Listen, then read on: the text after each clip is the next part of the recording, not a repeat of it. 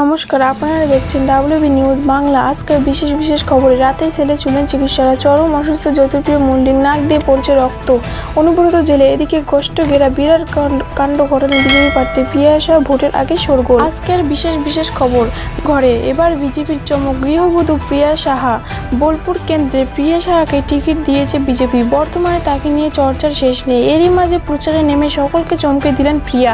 বোলপুর কেন্দ্রের বিজেপি প্রার্থী সমর্থনে এবার এলাকায় প্রচার করতে গেলেও সন্দেশখালীর 5 নির্যাতিতকে। শুক্রবার দুপুরবেলা লোকসভা কেন্দ্রে পূর্ব বর্ধমান জেলার মঙ্গলকোটের ক্ষীরগ্রামে বিজেপির মহিলা মোর্চার সভায় উপস্থিত ছিলেন সন্দেশখালীর 5 নির্যাতিত মহিলা। বিজেপি প্রার্থীর হয়ে ভোট প্রচারের পাশাপাশি এতদিন ধরে নিজেদের উপর হওয়ার নির্যাতনের কাহিনী তুলে করেন তারা। ভোট প্রচার থেকে সন্দেশখালীর এই নির্যাতিতা তারা রাজ্যের মুখ্যমন্ত্রীর একজন মহিলা হওয়ার পরও বাংলার মেয়েদের নির্যাতন সহ্য করতে হচ্ছে।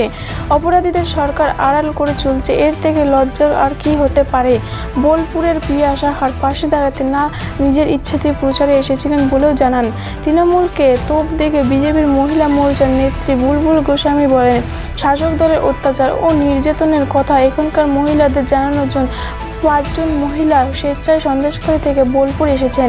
শুধু এখানেই নয়, বিজেপি প্রার্থীর হয়ে তৃণমূলের বিরুদ্ধে বিভিন্ন বিধানসভায় ঘুরে সন্দেশখালী মহিলারা ভোট প্রচার করবেন। প্রসঙ্গত, এবার লোকসভা ভোটে সন্দেশখালী অন্যতম একটি জ্বলন্ত ইস্যু হতে চলেছে বলেই মনে করছে বিজেপি। সেই ইস্যুকে মাথায় রেখে বসিরহাট লোকসভা কেন্দ্রে সন্দেশখালী আন্দোলনের প্রতিবাদে মুখলেখা পাত্রকে টিকিট দিয়েছে বিজেপি।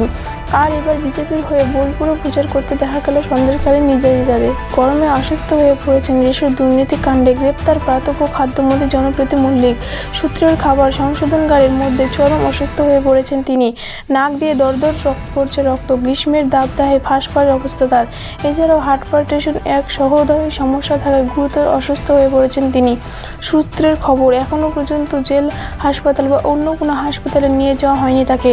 আপাতত জেলের সেলের মধ্যে চলছে চিকিৎসা। দফায় চিকিৎসারা এসে দেখেছে তাকে।